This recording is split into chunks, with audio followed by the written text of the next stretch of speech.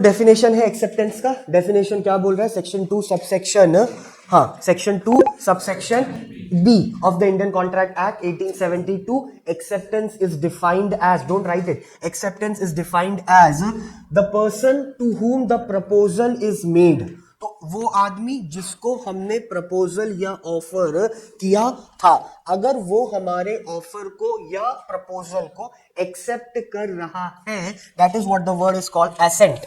Understood? कहां लिखा है ये वर्ड? एसेंट। तो एसेंट का मतलब क्या था? एक्सेप्टेंस। तो जिस आदमी को हमने प्रपोजल किया था, अगर वो हमारे ऑफर को या प्रपोजल को एक्सेप्ट कर रहा है, तो उसको हम क्या बोलेंगे? Accepted. The proposal is accepted. That is what the definition say. When the person to whom the proposal is made signifies his assent, signifies his acceptance, the proposal is said to be accepted. The proposal when accepted becomes what? Promise. So promise is what? Again, offer plus acceptance. Clear? Understood? Simple as that. तो जब accept हो जाता है, now it becomes what? A promise. Sir accept नहीं हुआ तो वो क्या है? ऑफर. अंडरस्टूड? ठीक है. Then we will come to the definition. तो हो गया, ठीक है. Now we will directly come to what are the essentials of a valid acceptance. तो पहला पॉइंट क्या बोल रहा है? एक्सेप्टेंस वही करना चाहिए जिसको हमने ऑफर किया है. तो ए ने बी को ऑफर किया है, तो एक्सेप्ट भी कौन करेगा? बी. सी एक्सेप्ट करेगा नहीं. That is what the point say. First, acceptance can be given only by the person to whom offer is made. Simple. Understood? पहला पॉइंट समझा क्या लिखा है? तो एक्सेप्टेंस वही करेगा जिसको हमने ऑफर किया है. ओके. सेकंड पॉइंट क्या बोल रहा है? Acceptance must be absolute. Absolute का मतलब क्या हो गया? हाँ, anything absolute. You are absolutely clear, which means हाँ कंप्लीटली तुम क्या हो? सही हो. तो एब्सोल्यूट का मतलब क्या हो गया? Completely. You are completely right. And unqualified मतलब which is not qualified. Then what is qualified? Understood? जैसे हमने एक वर्ड पढ़ा था, कॉम्पिटेंट टू कॉन्ट्रैक्ट. ये वर्ड याद है क्या? Competent to contract. कॉम्पिटेंट का मतलब क्या था? कैपेसिटी टू कॉन्ट्रैक्ट, या हम क्या बोल सकते हैं? Capability to contract. कि कौन कॉन्ट्रैक्ट कर सकता है सर? तो वो 18 साल के ऊपर होना चाहिए, वो फ्री, हाँ इनसेन नहीं होना चाहिए, ठीक है, बैंकरप्ट नहीं होना चाहिए. वही पॉइंट है, वही पॉइंट है. तो कॉम्पिटेंट टू कॉन्ट्रैक्ट का मतलब क्या है? कैपेसिटी या कैपेबिलिटी. ये कॉम्पिटेंट को अगर मैं अनकॉम्पिटेंट कर दूं, तो जिसका मतलब क्या होगा? अनक्वालिफाइड. मतलब दैट पर्सन, ही और she is not qualified to enter into a contract. Why sir he is not qualified to enter into the contract? Because he और she is below 18 years of age. तो 18 साल के जो कम है, minor है, minor contract में आ सकता नहीं है. Simple as that. ठीक है. तो इसके लिए एक्सेप्टेंस भी क्या होना चाहिए? क्लियर होना चाहिए, कंप्लीट होना चाहिए. और जो एक्सेप्ट कर रहा है वो अनक्वालिफाइड नहीं होना चाहिए. वो क्या होना चाहिए? क्वालिफाइड. मतलब वो क्या होना चाहिए? कॉम्पिटेंट. मतलब वो क्या होना चाहिए? कैपेसिटी टू कॉन्ट्रैक्ट या capability to contract. Understood? Offer करने वाला भी 18 साल से कम नहीं होना चाहिए, ऑफर को एक्सेप्ट करने वाला भी 18 साल से कम होना चाहिए नहीं. अगर ऐसा है मतलब ही और शी इज अनक्वालिफाइड.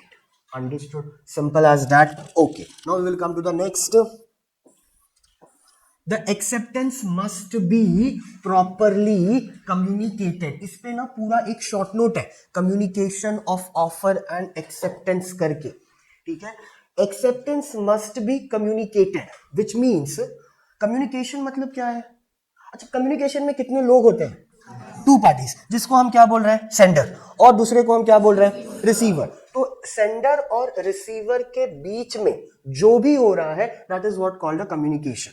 अंडरस्टूड? तो अगर मैंने ऑफर किया, और ऑफर किया मैंने, कम्युनिकेट किया कि मैं ये ऑफर कर रहा हूं, अगर वो एक्सेप्ट कर रहा है तो वो भी प्रॉपर तरीके से क्या होना चाहिए? कम्युनिकेटेड. जैसे कि suppose if I offered a lecture on Google Meet, understood, then the people who are joining my lecture should also join what? If they join Zoom, then that is what the point is. If they join Zoom, then what will be the scenario? The lectures will not be delivered. The communication gap is there. What is that communication gap? कि सामने वाला बोल रहा है zoom पर आने के लिए, लेकिन जो हमारा ज्वाइनी है, जो पार्टिसिपेंट है, वो कहां पर ज्वाइन कर रहा है? जूम पे। तो लेक्चर प्रॉपरली डिलीवर्ड होगा क्या? नहीं। एक्सेप्टेंस भी प्रॉपर तरीके से कम्युनिकेट किया नहीं गया है। अंडरस्टूड? इसके लिए कहा जाता है for a good communication, for an effective communication there has to be a proper platform जिसपे सेंडर भी आए और जिसपे रिसीवर भी, ऑफरर भी आए, ऑफरी भी आए। Understood? There has to be a common platform. अगर कॉमन प्लेटफॉर्म नहीं है ना, हमारा कम्युनिकेशन कभी भी इफेक्टिव रहेगा नहीं। तो effective communication is not there. और अगर इफेक्टिव कम्युनिकेशन नहीं है, मतलब there is what, there is a miscommunication between the person. ये मिसकम्युनिकेशन का ही एग्जांपल है कि जूम पर लेक्चर है, जूम पर मीटिंग है, बट सामने वाला ज्वाइन किधर कर रहा है? गूगल मीट पे। अंडरस्टूड? क्यों? क्योंकि आपने प्रॉपर तरीके से कम्युनिकेट किया नहीं है। Simple as that. तो जैसे ऑफर भी कम्युनिकेट होता है, वैसे एक्सेप्टेंस भी क्या होना चाहिए? Properly communicated. मतलब अगर आप एक्सेप्ट कर रहे हो तो आप बताओ, सर हम एक्सेप्ट कर रहे हैं तो हम कैसे बताएंगे? अंडरस्टूड? टेक एन एग्जांपल ना, you go to a shop and purchase a cloth. ठीक है, आपने कपड़ा खरीदा, फिर आप क्या पे कर रहे हो? उसके बदले वो तुमको क्या दे रहा है? कपड़े। और उसके पैसा जो पे किया है उसका प्रूफ क्या है? हाँ, वो बिल तुमको दे रहा है, तुम उस बिल को क्या कर रहे हो? एक्सेप्ट। कम्युनिकेटेड है। ये जो बिल है ये कम्युनिकेशन है किस बात का? कि तुमने पैसा पे किया और उसने तुमको क्या पे किया, क्या दिया? कपड़ा। अब अगर उसको कपड़ा को ऑल्टर करना है, या छोटा है या बड़ा है, जो भी चीज करना है, तो when you go to a shop, you go with that receipt. You give it to that receipt and then you understand, okay, अच्छा हाँ, इसने इस दिन कपड़ा लिया था, इसको ऑल्टर करने का है। That is again a part of communication. Very simple example you can take. Then you go to any of the, what you can say, you want to travel from A point to point B, जैसे कल्याण to CST जाना है. Then you go to ticket counter, you purchase a ticket. That ticket is what? A communication. ठीक है, किस बात का communication है? कि तुमने टिकट लिया है फ्रॉम कल्याण टू सीएसटी। अगर टीसी पकड़ता है तो वो टिकट दिखा देता है ना। अंडरस्टूड? फिर तुमको पकड़ता नहीं है, मतलब तुमको फाइन चार्ज करता नहीं है। अगर टिकट नहीं रहता तो वो फाइन चार्ज करता है, ऑब्वियसली। तो दैट्स अ लॉजिक कि टिकट खरीदा है, इस बात का ये कम्युनिकेशन है कि मैं ट्रैवल करने वाला है। वो टिकट पे लिखा भी रहता है ना, वैलिड फॉर नेक्स्ट 24 आवर्स। इसके लिए कोई रिटर्न टिकट खरीदता है तो नेक्स्ट डे सिंगल मार सकता है। ये सिंगल मार सकता है मतलब समझा क्या? हाँ, अगर रिटर्न टिकट खरीदा है तो नेक्स्ट डे तुम वापस उसी टिकट से वन साइड ट्रैवल कर सकता है। That is communicated there on that ticket that it is valid for next 24 hours. ये पता है ये ना कि मैंने कोई अलग बता दिया, कॉन्सेप्ट पता है ना? That is again what? Communication. Understood? तो अगर आप ऑफर कर रहे हो वो कम्युनिकेटेड है, तो एक्सेप्टेंस भी क्या होना चाहिए? कम्युनिकेटेड। सिंपल। नेक्स्ट पॉइंट क्या बात कर रहा है? हाँ, नाउ That's very easy.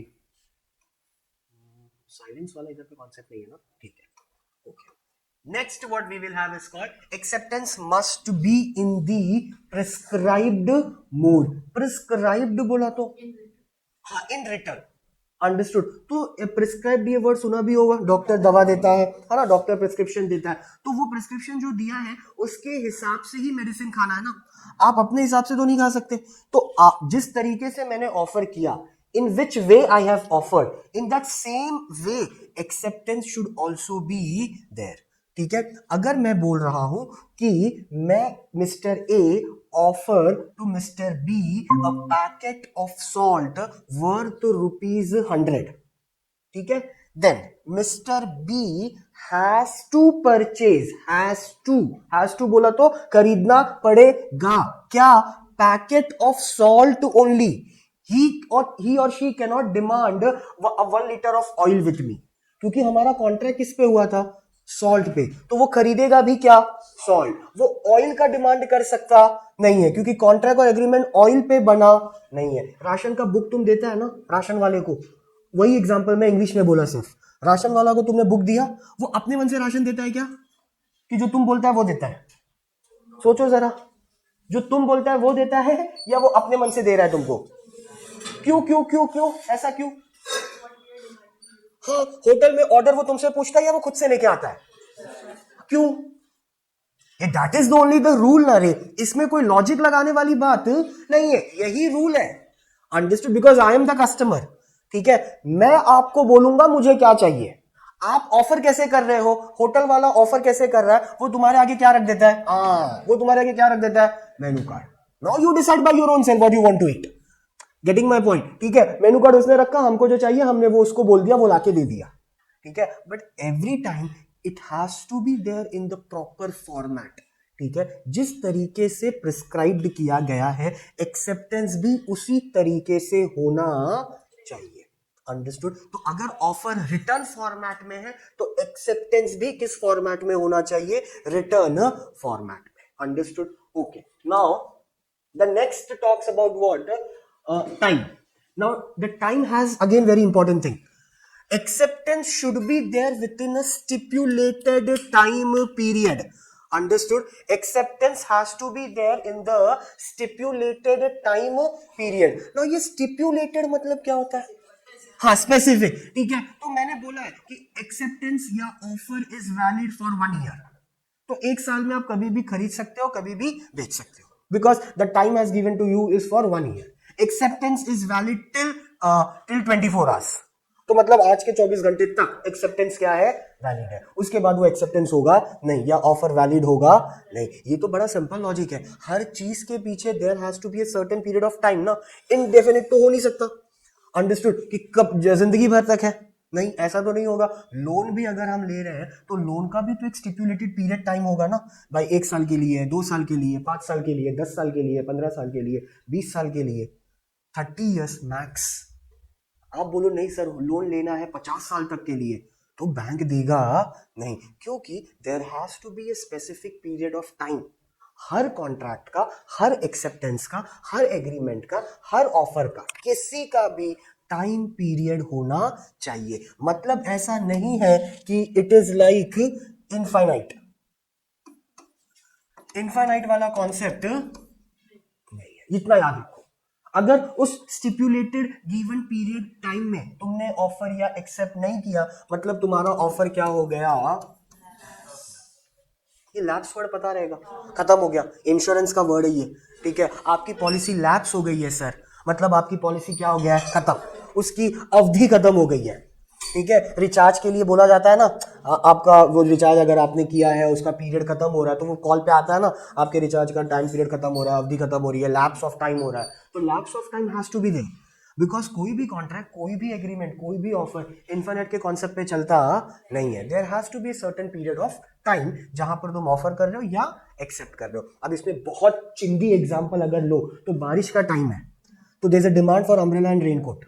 ठीक है, नाउ यू विल से कि सर ऑफर भी बारिश में हो रहा है, मतलब छतरी और अम्ब्रेला और रेनकोट कब बेच रहे हैं लोग, बारिश में. एक्सेप्टेंस भी कब होगा, and then you come to summer and say कि give me a raincoat. No this is not a logic ना, क्योंकि रेनकोट का डिमांड या ऑफर कब हो रहा है, बारिश में. आप बोल रहे हो कि नहीं मुझे डिमांड मैं अभी करूंगा बट आपका ऑफर मैं एक्सेप्ट करूंगा नेक्स्ट ईयर के गर्मी में. So it doesn't make any sense. Understood. Umbrella तो चलो हम मान भी सकते हैं, धूप से बचने के लिए लोग यूज करते हैं, understood, but raincoat, are you mad. ठीक है, या वुलन क्लोथ्स जो लोग यूज करते हैं, वुलन क्लोथ्स का एक ऑफर पीरियड है ना. वुलन क्लोथ्स कब तक चल रहा है, इंडिया की बात कर रहा हूं मैं. तुम बाहर कंट्रीज में जाओ तो 12 महीना ठंडी है, सर्दी है, तो वहां पर डिमांड अलग है. वुडलैंड यहां पर सिर्फ 4 महीना बिक रहा है, वुडलैंड का जैकेट, क्योंकि वही 4 महीना इंडिया में क्या है, ठंडी है. वो बात अलग है कि एक दिन में तीनों मौसम दिखता है, वो अलग है. That is the beauty of India. ठीक है, you can't deny that. Understood. तो हम ज्यादा डिटेलिंग में चले जाएंगे तो फिर हमारा एग्जाम्पल कनेक्ट नहीं होगा. इसके लिए ज्यादा डिटेलिंग में मत जाओ. हमको ये पता है इंडिया में 4 महीना क्या रहता है, बारिश है, 4 महीना क्या है, गर्मी है, 4 महीना क्या है, हाँ फिर बाकी का 4 महीना, हाँ हो गया क्या, 4 3 12. ओके, तो ठीक है, मैं I am an SP student है. ठीक है, तो व्हाट हैपेंड, तो हो गया. हम ये मान के चलते हैं कि गर्मी में ये ज्यादा बिकेगा, ठंडी में ये ज्यादा बिकेगा, बारिश में ये ज्यादा बिकेगा. तो अम्ब्रेला चाहिए तो बारिश में आओ, ऑफर भी बारिश में हो रहा है, एक्सेप्टेंस भी बारिश में हो रहा है, बात खत्म. ठीक है, आप नेक्स्ट ईयर का कर रहे हो तो वो तुम्हारा लैप्स ऑफ टाइम हो जाएगा. It's very simple example. Understood. But कुछ भी हो टाइम पीरियड देना पड़ेगा. ये वाला कॉन्सेप्ट नहीं है, इनफाइनाइट वाला कॉन्सेप्ट नहीं है. तो जब केस स्टडी आएगा ना तो पढ़ना कि उसमें अगर ऐसा कुछ लिखा है कि जीवन भर तक का पैसा देने को बैंक बोला है लोन, तो समझ जाने का केस स्टडी में पहला सेंटेंस लिखना है कि ये एक्सेप्ट होगा नहीं, क्योंकि टाइमिंग क्या है, That cannot be the scenario. There has to be proper agreement on a stipulated period of time होना चाहिए. Okay, ठीक है. नेक्स्ट इज क्या बोल रहा है, हाँ ये इंपॉर्टेंट है, इस पे थोड़ा सा दिमाग लगेगा. अभी तक का तो कहानी ऐसी ही चल रहा था. Now read this point first of all. हाँ अच्छा, मेयर का मतलब तो तुमको पता है, ठीक है. इसका मतलब हो गया जस्ट. अब ये सेंटेंस क्या बोल रहा है, so what does it mean. No means no. Okay, ये वाला okay. See no means no, ये तो वो डायलॉग हो गया मूवी का, तापसी पन्नू का. मैं भी देखता है बदला. हाँ मैं मूवी बफर, तो पता है. ओके, ऑफर करने के बाद सामने से रिप्लाई नहीं आया तो उसको एक्सेप्टेंस समझने का नहीं. Okay fine. Then what it can be more, what it can be more. Think. Silence का मतलब चुप. चुप एक्सेप्टेंस नहीं है. मैं इसके लिए इस पे टाइम पास कर रहा हूं ना, तुमको ऐसा लग रहा है क्योंकि आगे लिखा है चुप एक्सेप्टेंस है. फिर तुम बोलेगा अरे ये आदमी पहला क्या पढ़ाया, चुप एक्सेप्टेंस नहीं है. फिर बोलता चुप एक्सेप्टेंस, रेगुलर चुप रहना चाहिए वो.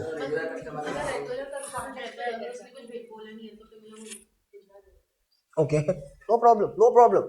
It's an open forum, you can discuss. What it can be more. हाँ तो फिर अगर हमने उनको बोला नहीं कि ऐसे ऐसे, तो वो हर महीने काटेंगे ही. अच्छा, वो तो बाय डिफॉल्ट हो गया, इम्प्लाइड है. अभी ये जो इसने बोला कि इंटरेस्ट कटता है, उसको क्या बोलेंगे, वर्ड क्या है वो. वैसे वो है नहीं इससे कनेक्टेड, बट ठीक है, एक नया कॉन्सेप्ट आया, उसको क्या बोलेंगे, जो हर महीना अकाउंट से तुम्हारा पैसा डेबिट हो रहा है. So what that term is called. हाँ, deduction. Yes, deduction. Absolutely wrong. ठीक है, थिंक चलेगा. मुझे पता है वो वर्ड तुमको नहीं पता होगा, बट फिर भी तुम तुक्का तो मार सकता है ना. See I love the session where there is a brainstorming. Brainstorming का मतलब क्या होता है. कभी कभी ज्यादा ही कुछ हाई फाई वर्ड बोल देता है क्या मैं, तो मेरे को बता दिया करो. ओ अच्छा, लाइक के हिसाब से बात करो. ब्रेनस्टॉर्मिंग का मतलब होता है ऐसे जगह जहां पर ना माथा फोड़ी हो रही है. मतलब ये कुछ बोल रहा है, फिर ये कुछ बोल रहा है, फिर वो कुछ बोल रहा है, फिर मैं कुछ बोल रहा हूं, तो सब गलत है. मैं भी गलत है. अंडरस्टूड. तो उसमें क्या होता है, आइडिया जनरेशन होता है. स्टार्टअप कंपनीज का ये कॉन्सेप्ट है. It's a technique called brainstorming. It was first introduced in Motorola company. Motorola पता है क्या, और क्या बनाता है. Thank God. अंडरस्टूड. तो that technique was first used in that company कि बहुत लोगों को बुलाओ और डिस्कस करो, पेपर पे लिखो, ठीक है, फिर फाड़ दो पेपर, ये सब गलत है. खाना खा के आओ, फिर आओ. फिर लंच करके फिर लोग आए, फिर बैठे, फिर चालू है बातचीत, ये कुछ वो कुछ ये कुछ. तो दैट इज कॉल्ड ब्रेनस्टॉर्मिंग. तो वैसा सेशंस काफी अट्रैक्टिव होता है, इंटरैक्टिव भी होता है, ताकि अपने को बहुत सी चीजें पता चलती है. तो my concept is like that, brainstorming. और क्या आ सकता है, उसको बोलते हैं स्टैंडिंग इंस्ट्रक्शन. जो ये मुझे पता था, मैं तो ऐसे सोच रहा था शायद तुम्हारे मुंह से कहीं से कुछ निकल जाए. ठीक है, इसको बोला जाता है स्टैंडिंग इंस्ट्रक्शन. ये सीए चेक करता है जब बैंक को ऑडिट करने जाता है. ये ऑडिट बैंक का भी होता है, तुमको मालूम है क्या. ऑडिट सिर्फ कंपनी का नहीं होता, ऑडिट बैंक का भी होता है. बैंक का ऑडिट करने के लिए बैंकिंग रेगुलेशन एक्ट फॉलो करना पड़ता है. किसको, उसके ऑडिटर को. तो बैंकिंग रेगुलेशन एक्ट में एक सेक्शन है जहां पर डिफाइन किया गया है कि स्टैंडिंग इंस्ट्रक्शन मतलब क्या. तो जो ये बात बोल रहा था कि हर महीना आपके अकाउंट से पैसा क्या होगा, डेबिट.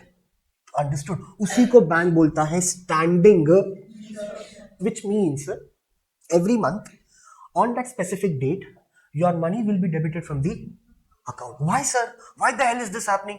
Because तुमने इंस्ट्रक्शन दिया है. इंस्ट्रक्शन कौन देगा, बैंक देगा या कस्टमर देगा. हाँ, तो इंस्ट्रक्शन हमेशा याद रखना, customer is the king of the market. ठीक है, customer is the king of the market. तो इंस्ट्रक्शन कौन दे रहा है, कस्टमर. क्यों इंस्ट्रक्शन दे रहा है सर बैंक को, क्योंकि उसको याद नहीं रहता कस्टमर को कि 15 तारीख को मेरे अकाउंट से 10,000 रुपया हर महीना काटो क्योंकि मेरे घर का ईएमआई जाता है. तो मैं कभी पिकनिक में चला गया, मेरे दिमाग से वो बात स्किप हो गई और मैंने अकाउंट का पूरा पैसा क्या कर दिया, खर्चा. तो फिर मैं अभी इस महीने का ईएमआई कैसे भरेगा सर मैं.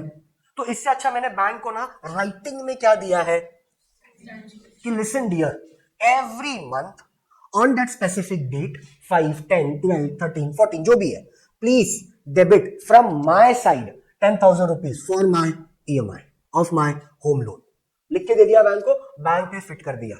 अब हर महीने के 10 तारीख को बिना तुमसे पूछे तुम्हारे अकाउंट से 10,000 क्या हो जाएगा, डेबिट, और मैसेज आ जाएगा कि तुम्हारे घर का EMI पे कर दिया है। अंडरस्टूड, समझा? इसको क्या बोलते हैं, स्टैंडिंग इंस्ट्रक्शन। ये साइलेंस है क्या, राइटिंग है ये। इसलिए मैंने बोला कि ये वाला पॉइंट कनेक्ट नहीं कर रहा जो इसने बोला, बट ठीक है, एक नया कॉन्सेप्ट अपने को समझ में आया। इसको अपन क्या बोलेंगे, स्टैंडिंग इंस्ट्रक्शन। तो ये याद रखना, जब भी पापा मम्मी बोले अरे नहीं पैसा बैंक में रख क्योंकि 4 तारीख को मेरा बिल आएगा, तो इसका मतलब है 4 तारीख को क्या आएगा, स्टैंडिंग इंस्ट्रक्शन। पापा ने मम्मी ने कुछ बोला रहेगा बैंक को, LIC का प्रीमियम काटो, ठीक है, या होम लोन का काटो, या पॉलिसी है उसका, या गाड़ी लोन पे लिया है तो उसका EMI जाता रहेगा। अंडरस्टूड। इसके लिए डैडी बोलता है महीने के स्टार्टिंग हफ्ते में ज्यादा टेंशन मत दो, क्योंकि सब कुछ क्या कट रहा है, EMI कट रहा है, ये कट रहा है, वो कट रहा है, सब कट रहा है। That is what given by standing instruction. Understood. Now silence का मतलब यहां पर क्या है ना, चुप्पी। मैं चुप हूं, इसका ये मतलब नहीं कि मैंने तुम्हारे ऑफर को एक्सेप्ट कर लिया है। पहला मतलब ये है। फिर जैसे आगे आगे पढ़ेंगे तो आगे आगे क्या आता है मालूम है, अगर सामने वाले ने ऑफर करते समय ही बोला है कि आपको चुप रहना है, you need to be silence, then it would be said what, it is acceptance. तो ये मेंशन कहां पर होगा सर, ऑफर के एग्रीमेंट पे, कि आपको चुप रहना है या नहीं। जैसे एग्जांपल देता हूं मैं, तुम्हारे सामने, ठीक है, some people come, grab some people and put them on the van and ran away, जिसको मैं किडनैप बोलना चाह रहा हूं। अंडरस्टूड, ठीक है। नो योर साइलेंस, ठीक है। No this silence means what, silence has some meaning, ठीक है। This silence is what, this silence is a fear, this silence is a fear. Fear of what sir, हाँ, कि sir कौन पंचायत में पड़े, ठीक है। मतलब अगर मैं पुलिस को इन्फॉर्म कर दूं, जैसे कभी भी देखना एक्सीडेंट होता है ना, सब खड़े रहेंगे गोल बना के, काय जाला, ये सबका चालू रहेगा, लेकिन कोई भी जाके उसको टच करेगा नहीं। क्यों पता है, क्योंकि टच किया ना तो फिर कहानी खत्म है। फिर उसको तुम लेके जाओ किधर, हॉस्पिटल, उधर पे पुलिस आएगा, फिर पुलिस पूछेगा आई विटनेस कौन था, आई विटनेस बोला तो चला, उसका फिर पंचनामा लिया जाएगा, पंचनामा बोला तो काइंड ऑफ FIR नहीं है वो, काइंड ऑफ पूछेगा वो, किधर तुम क्या कर रहा था, मैं ऑफिस जा रहा था, ओके, तो इधर रुका क्यों, अरे क्यों रुका मतलब, ऐसी मन किया रोड के बीच में खड़ा होके हवा ले लेगा। इधर पे अपने को हंसने आ रहा है क्योंकि इट्स अ फन, बट अपने को वो सिचुएशन में इमेजिन कर, तो तू बोलेगा साला क्यों रुक गया रे खाली फुकट का। फिर तुम बॉडी के पास आया तो वो सांस ले रहा था क्या, अब देखा तो नहीं जाके मैं। अंडरस्टूड, मतलब उसको छोड़ के किसके पीछे पड़ गया, तेरे पीछे। हम बोलते हैं ये सब अपने को पंचायत चाहिए नहीं, इसके लिए कायजला करो, निगुन जा, उधर पे कोई खड़ा रह रहा नहीं है, बिकॉज दैट्स द पॉइंट। वहां पर तुम चुप इसके लिए है because you have a fear.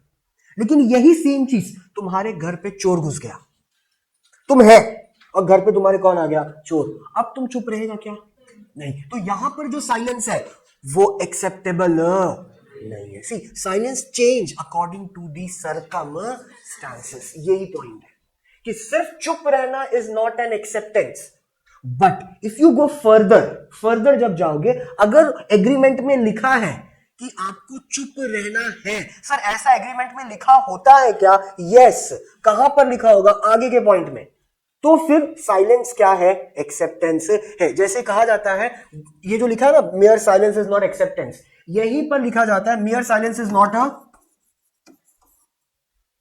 Fraud, mayor silence is not a fraud, चुप रहना फ्रॉड नहीं है।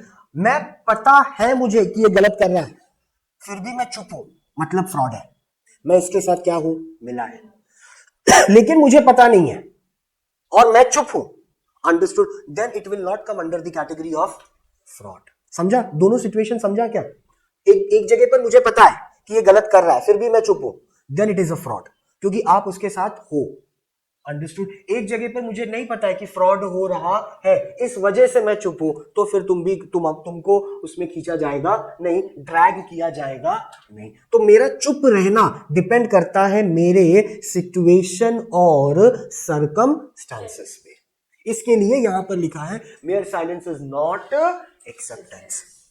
Understood. Okay, now we will come to the next part. अच्छा, ये सिंपल है, एक्सप्रेस और इम्प्लाइड एक्सेप्टेंस। मिला क्या?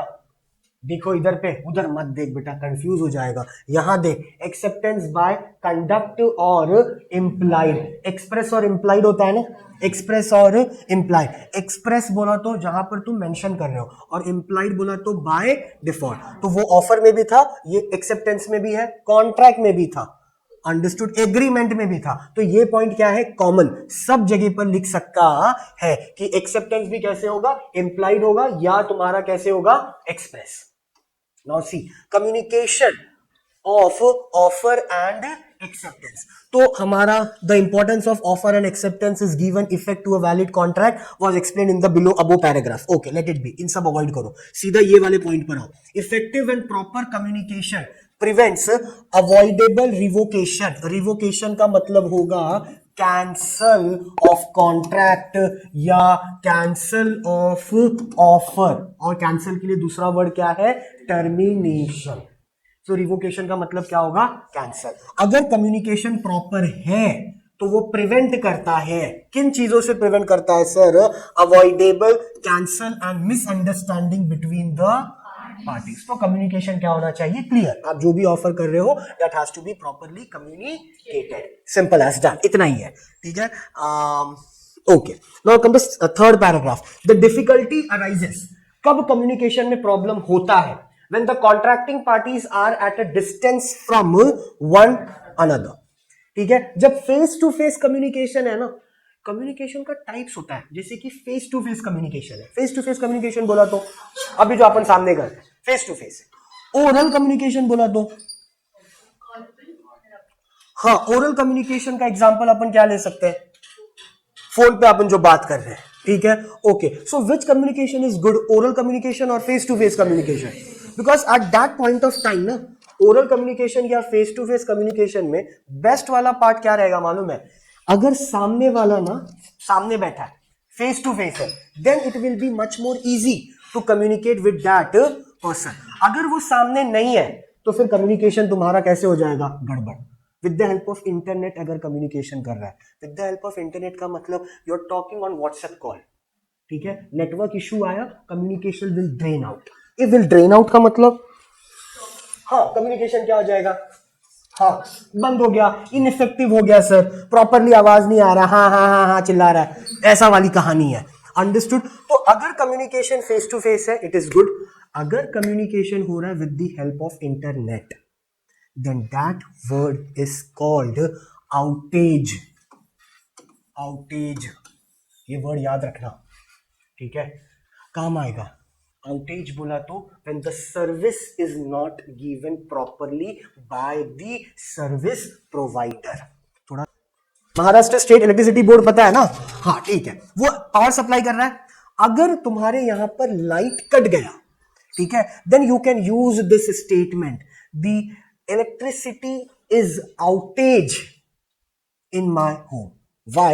Because the service provider जो है MACB वाला, वो प्रॉपर तरीके से सर्विस प्रोवाइड कर रहा नहीं है। तो उस वर्ड के लिए हम क्या बोलते हैं? आउटेज। ये वर्ड तुम कहीं पर भी यूज कर सकते हो, ठीक है। RTO सर्विस प्रोवाइडर है, सर्विस देता है। तुम्हारा सर्विस सेंटर गाड़ी का, ठीक है, बैंक, एनी सर्विस प्रोवाइडर जो भी तुमको सर्विस दे रहा है, जोमेटो वाला सर्विस दे रहा है, डिलीवरी लेट आया, तो वर्ड ये यूज कर सकते हैं, आउटेज। ये लॉ का वर्ड है, ये फालतू में मैं तुमको नहीं पढ़ा रहा है, कि स्टडी में ये वर्ड आता है, and then the student get confuse कि चलो आउटेज मतलब क्या होता है। तो आउटेज मतलब ये कि सर्विस प्रोवाइडर प्रॉपर तरीके से सर्विस दे रहा नहीं है। टीचर सर्विस दे रहा है ना, अगर मेरा सर्विस प्रॉपर नहीं है तो मैं क्या बोलूंगा? There is a outage in the service given by the person और गिवन बाय द प्रोवाइडर। ये वर्ड याद रखो, ठीक है, लिख लो इसको बुक के ऊपर किधर कोने कतरे में, इसका मतलब लिख के रखो। सी, साथ में केस स्टडी का भी प्रेप हो जाएगा। बार बार मैं ये बोल रहा हूं, एमसीक्यू नहीं है, एमसीक्यू नहीं है, कहने का मतलब एक ही है बेटा, अपने को लिखने का है। तो क्वेश्चन रहेगा ना, तो क्वेश्चन समझेगा नहीं तो लिखेगा क्या?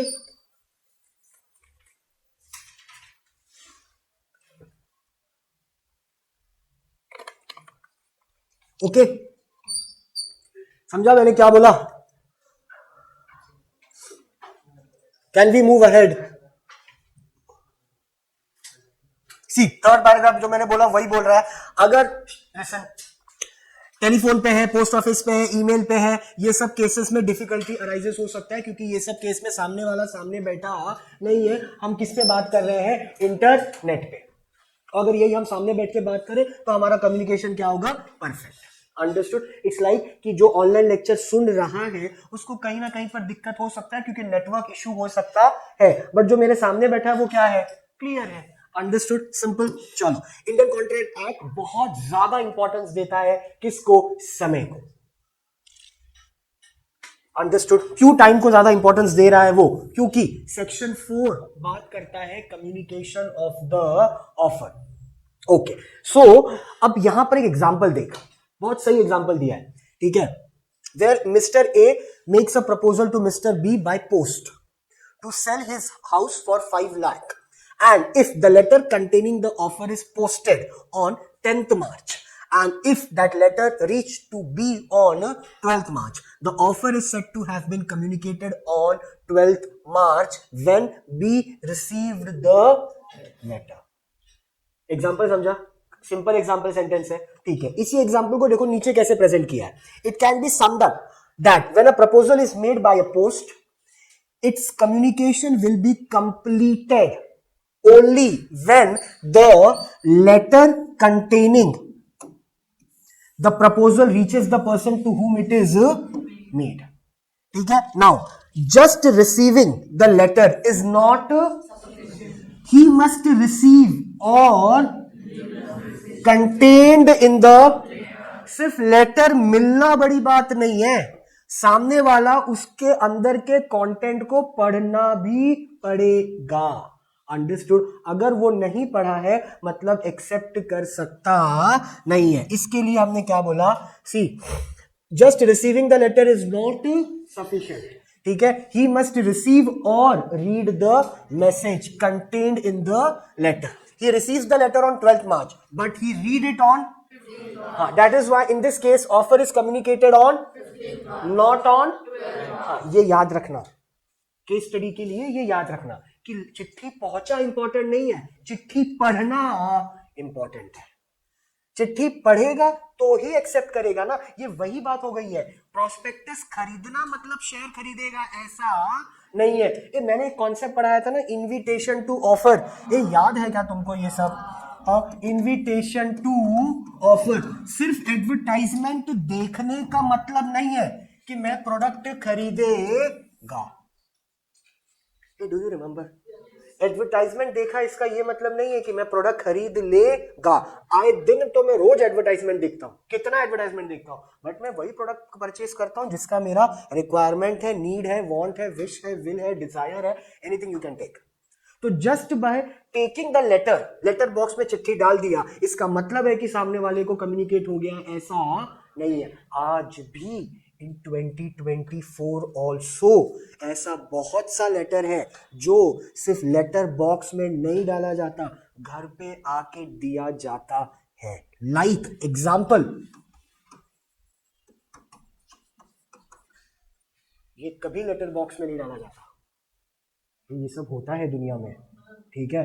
अब इसका एडवांस वर्जन भी आ गया है कि आप सीधा ऐप के थ्रू, हाँ सॉरी, आप सीधा ऐप के थ्रू भी चेकबुक का रिक्विजिशन कर सकता है। रिक्विजिशन मतलब ही होता है रिक्वेस्ट, लेकिन फिर उसमें लॉजिक है कि सर हम ऐप के थ्रू तो बोल दिया, तो ऐप के थ्रू आएगा क्या चेक? हमको नहीं ना, तो वो आएगा कैसे? घर पे ही, मतलब वो आएगा बाय पोस्ट। तो ये लेटर बॉक्स में डाल के जा सकता, ये टिंग टोंग बजाएगा घर पे, सर अगर कोई नहीं है तो बाजू वाले को नहीं दे सकता, है ना? वापस लेके चला जाएगा। कहाँ लेके जाएगा सर वो? फिर हमको कैसे मिलेगा सर? जाओ, किधर जाना है सर? बैंक में। तो चेकबुक हो गया। और दूसरा आइटम क्या है सर? ठीक है, अब इसमें भी आ गया है, इसमें भी सेटिंग है। पहला एटीएम कार्ड आता था, फिर एक हफ्ते के बाद पिन आता था। प्रोसेस था ये मैं बात कब का कर रहा हूँ? ये मैं बात कर रहा हूँ 12, 13, 14 ये सब का, 16 तक। अब क्या होता है सर? अब तो क्या कुछ नहीं है। एटीएम कार्ड आया, you go to the ATM machine, generate a PIN by your own self, the number which you like. Understood? तो most of the time people do what? 1 2 3 4। ऐसा सब नहीं करने का। This is all capital C is boycotted. Understood? ऐसा सब करने का जरूरत नहीं है। तो आप पिन जनरेट कर सकते हो खुद से।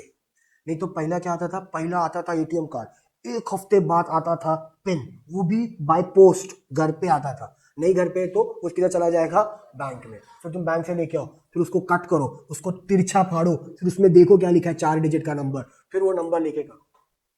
तो ऐसा भी जिंदगी जिया है हमने। नॉट टॉकिंग अबाउट योर्स, ठीक है? बिकॉज तुम्हारे तक आते आते ये सब चीजें आ गई थी कि एटीएम मशीन पे जाके तुम सब कुछ कर सकते हो। तो देख ये चीज है कि सब लेटर बॉक्स में डाल दिया तो ये बैंक एक्सपेक्ट कर लेता है, अज्यूम कर लेता है कि चेकबुक तेरे को मिल गया रहेगा। ऐसा कहानी नहीं है। It has to deliver at my door step.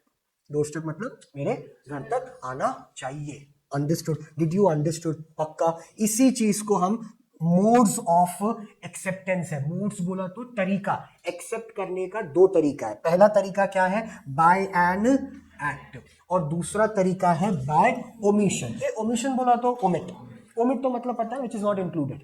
Bye act का मतलब क्या है? जहां पर कैसे किया होगा, रिटर्न और ओरल। सर एग्जांपल दे दो तो it include letters, Telegram, faxes, emails, advertisement, ये सब तरीका है मोड्स ऑफ एक्सेप्टेंस। ठीक है, बट ये किस एक्ट में? बाय एन एक्ट आता है। ये एक्ट मतलब कानून नहीं, एक्ट मतलब task, to do. Understood? Oral communication में क्या आ जाएगा? Simple, clear, telephone messages, clear. A understood? समझा क्या? थोड़ा स्पीड हो गया क्या ज्यादा? क्लियर है? अंडरस्टूड? ये इसी नीचे पैराग्राफ में लिखा है, इसके लिए मैंने वापस उसी में एक्सप्लेन कर दिया। तो 2 तरीका है एक्सेप्ट करने का। पहला तरीका क्या है? बाय एक्ट, और दूसरा तरीका क्या है? By omission. एक्ट में एग्जांपल क्या क्या आ जाएगा सर? तो एक्ट में एग्जांपल ये सब चीजें हैं। ये एक्ट का एग्जांपल है क्योंकि ये लिखी हुई चीज है ना। लेटर आप लिखोगे, फैक्स आप लिखोगे, ईमेल आप लिखोगे, एडवर्टाइजमेंट भी तो शो करता है, उसमें तो लिख के आता है। ओरल कम्युनिकेशन में सिर्फ क्या आएगा? मैसेजेस। सिंपल। तो आपने कैसे एक्सेप्ट किया? बाय एक्ट एक्सेप्ट किया है। तो एक्ट में भी कैसे है? रिटर्न में एक्सेप्ट किया है या ओरल में? रिटर्न में किया होगा तो लेटर्स होगा, फैक्स होगा, नोटिस होगा, एडवर्टाइजमेंट होगा। और अगर ओरल में आपने एक्सेप्ट किया तो वो कैसे होगा? On call, telephone messages. Simple. Did you understood? पक्का? ओके। नाउ ओमिशन है, इसका तो एग्जांपल देख लो। A offers rupees how much? 50,000 to B. ठीक है, if he does not arrive, he does not arrive before the court, ठीक है, of law as an evidence to the case. B does not arrive on the date of hearing to the court. Here omission of doing an act amounts to acceptance. Example का मतलब क्या हुआ? वापस read करो एक बार। किसने किसको offer किया पहले ये मेरे को बताओ। हाँ, कंसिडरेशन क्या है? ओके। और रिटर्न में क्या मिल रहा है? हाँ, अब समझेगा। रिटर्न में क्या मिल रहा है?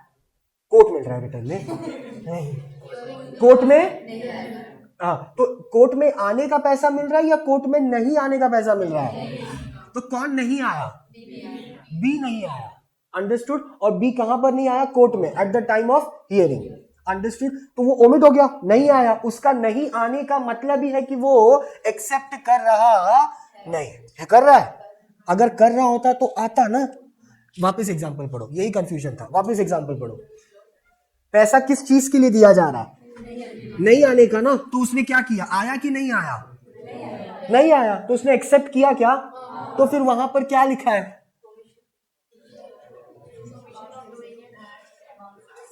एक्सेप्टेंस है। नॉट एक्सेप्टेंस है क्या? नॉट एक्सेप्टेंस नहीं है ना, एक्सेप्टेंस है। अंडरस्टूड? नहीं आने का उसने पैसा चार्ज किया। किससे चार्ज किया? ए से। और वो आया भी, मतलब उसका एक्सेप्टेंस हुआ क्या? हाँ, that is what call omission. Simple as that. समझा क्या? पक्का? अंडरस्टूड? क्लियर? ए सच में समझा? और इजी वे में समझना है तो नीचे वापस एग्जांपल है, उसको भी चेक कर लेते हैं। तुमने बस टिकट का what you can say ticket purchase किया फॉर अ पब्लिक ट्रांसपोर्ट, ठीक है, जो कि एग्जांपल यहां पर मेंशन कर रहा है। देखो पूरा पढ़ते हैं। Deliver of goods, delivery of goods at a price by a seller to a willing buyer will be understood as a communication by conduct, ठीक है। ये सिंपल एग्जांपल है। राशन की दुकान पर गया, गुड्स बोला चाहिए, वो लाके तुम्हारे घर पे गुड्स को क्या कर दिया, डिलीवर कर दिया। हमारे हिसाब से बात खत्म। एक्सेप्टेंस है, हाँ, क्योंकि हमने ही ऑर्डर दिया था तो हमको मिल गया। दूसरा क्या बोल रहा है, the first act is to conduct of acceptance, अरे नहीं ऊपर कहां गया, हाँ, similarly one need not explain why one board a public bus और drop a coin in the weighting machine. Understood? Okay, हाँ बेटा, ओके, जाके बात कर ले फिर। सी, अब अगर तुम ये वाला एग्जांपल वापस चेक करो तो फर्स्ट एक्ट जो है, the first act is the conduct of acceptance again it's communication to the offer by the public transport authority to carry any passenger. मैंने टिकट अगर खरीदा है और पब्लिक ट्रांसपोर्ट यूज कर रहा हूं, इसका मतलब नेचुरली है कि मुझे उस ट्रांसपोर्ट से क्या कर, उस ट्रांसपोर्ट जो है ट्रांसपोर्टर, उससे मुझे क्या करना है, ट्रैवल करने का है। That is why I have purchased a ticket. Purchasing a ticket of a railway is not a fantasy of mine, है ना? Did you understood? ये कोई शौक है क्या मेरा टिकट खरीद के घर पे रखना? नहीं, टिकट खरीदा है मतलब I will move from one place to another। इसके लिए एक्सेप्टेंस का मतलब ही है कि मैंने टिकट क्या कर दिया है, खरीदा है। That's simple as that। Understood? या मैंने कॉइन डाल के अपना वेट चेक किया, जो पहले होता था, अब तो बंद हो गया, ठीक है। तो पहले स्टेशन के यहां पर होता था, यू पुट अ कॉइन, हाँ, you put a coin and then you check your what weight। तो जब कॉइन तुमने डाला, वेट चेक किया, इसका मतलब है कि कॉइन डालने का पर्सपेक्टिव क्या था, सिंपल है। See, it's very logic to understand। तुम बोला नहीं वो वेट मशीन में कॉइन डालेगा तो जेम्स गिरेगा, नहीं। See, this is very ridiculous your thought। ऐसा सब कुछ होता नहीं है। Understood? Simple as that। Okay, चलो भाग जाओ। वेट, एक और छोटा सा खत्म कर दे क्या?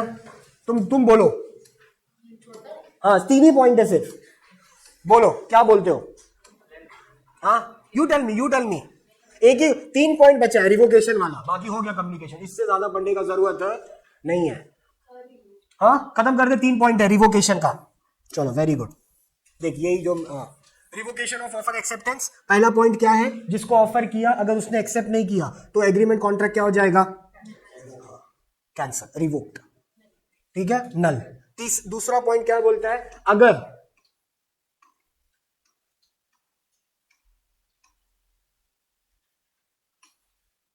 ऊपर ही लिख दिया था तीनों, क्या मैं अननेसेसरीली तुमको ड्रैग कर रहा हूं। What was that? Mummy WhatsApp पे मैसेज भी कर रही है क्या? ठीक है, तो रिवोकेशन होने का फर्स्ट पॉइंट क्या था, by notice of revocation. Example देख लो, A offered B to sell goods at ₹5,000, ठीक है, थ्रू पोस्ट। पोस्ट का मतलब समझ गया, कुरियर जा रहा है। But before B could accept the offer, A received highest bid for the goods from C. तो A revoked the offer from and offer to C. That is called by notice of revocation. Cancel कर रहा हूं तुमको बता के, काट रहा हूं बता के। अंडरस्टूड? कि बाबा देखो, तुम्हारे साथ व्यवहार करने को मेरे को जमेगा नहीं, क्योंकि सामने वाला मेरे को ज्यादा ऑफर कर रहा है, तो तुम्हारे साथ मैं कॉन्ट्रैक्ट क्या कर रहा हूं, कैंसिल, ठीक है। दूसरा है बाय लैप्स ऑफ टाइम, बोला तो ऑफर पीरियड खत्म हो गया, तो उसके बाद आके बोल रहा है कि ऑफर दो, तो फिर वो चलेगा नहीं, बाय लैप्स ऑफ टाइम। और तीसरा क्या है, by non fulfilment of president मतलब कुछ ओपिनियन जो पहले यूज हुआ है, now you are using at a reference. जैसे कि example I will give you, हमारे घर में लोग बोलते हैं ना, अच्छे से बिहेव करो, 4 लोग देख रहे हैं। I don't understand who is this 4 people who does not have anything just to watch us, that whatever what we are doing। ये कैसा इनका I don't know the word, ठीक है, ये कैसा उनका शौक है कि हमको देखना है। अंडरस्टूड? 4 लोग। तो ये एक ओपिनियन है जो पुराने जमाने में यूज किया गया था, पता नहीं कब, लोग आज भी उसको क्या करते हैं, यूज करते हैं। That is called president. तो कुछ ओपिनियन है, कुछ व्यूज है जो पिछले मतलब you can say it's an used opinion, but अभी भी लोग उसको क्या कर रहे हैं, फॉलो। सिंपल सा मतलब यहां समझ लो, कंडीशन फुलफिल हुआ नहीं है, इसके लिए हमारा ऑफर क्या हो गया, कैंसल। जैसे कि मैंने बोला मैं ये घोड़ा तुम्हारे से तभी खरीदूंगा जब मैं इस घोड़े को हॉर्स रेस में फर्स्ट आएगा तब। तो ये कंडीशन हो गया ना। कंडीशन क्या हो गया कि घोड़ा I will purchase you, horse I will purchase only when the horse will come in the race.